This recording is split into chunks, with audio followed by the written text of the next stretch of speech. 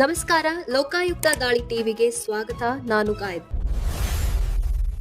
ಕಾಂಗ್ರೆಸ್ನಲ್ಲಿ ಅಧಿಕಾರದ ಪಗಡೆಯಾಟ ನಿಂತಿಲ್ಲ. ಗದ್ದುಗೆ ಏರಲು ಒಂದು ಬಣ ರಣತಂತ್ರ ಹೆಣೆಯುತ್ತಿದ್ರೆ, ಪಟ್ಟ ಬಿಟ್ಟುಕೊಡದಿರಲು ಮತ್ತೊಂದು ಬಣ ಪಟ್ಟು ಹಿಡಿದು ಕುಳಿತಿದೆ.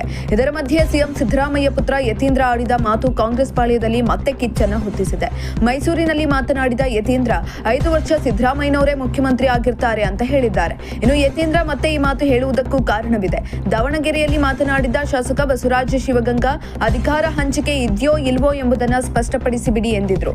ಡಿಸಿಎಂ ಡಿಕೆ ಶಿವಕುಮಾರ್ ಆಪ್ತ ಈ ಮಾತು ಹೇಳುತ್ತಿದ್ದಂತೆಯೇ ಯತೀಂದ್ರ ನೇರವಾಗಿಯೇ ಕಣಕ್ಕಿಳಿದಿದ್ದಾರೆ. ಕೆಲವರು ಬದಲಾವಣೆಗೆ ಪ್ರಯತ್ನ ಪಟ್ಟರು, ಆದ್ರೆ ಅದು ಸಕ್ಸಸ್ ಆಗಲಿಲ್ಲ. ಯಾವುದೇ ಬದಲಾವಣೆ ಇಲ್ಲ ಅಂತ ಹೇಳಿದ್ದಾರೆ.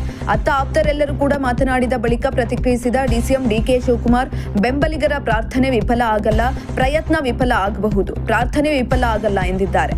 ಹೊರಗೆ ಇಷ್ಟೆಲ್ಲ ಆಗ್ತಾ ಇದ್ರು ಪುತ್ರನ ಮಾತಿಗೆ ಸಿಎಂ ಸಿದ್ದರಾಮಯ್ಯ ಯಾವುದೇ ರೀತಿಯಾದಂತಹ ಪ್ರತಿಕ್ರಿಯೆಯನ್ನ ಕೊಟ್ಟಿಲ್ಲ.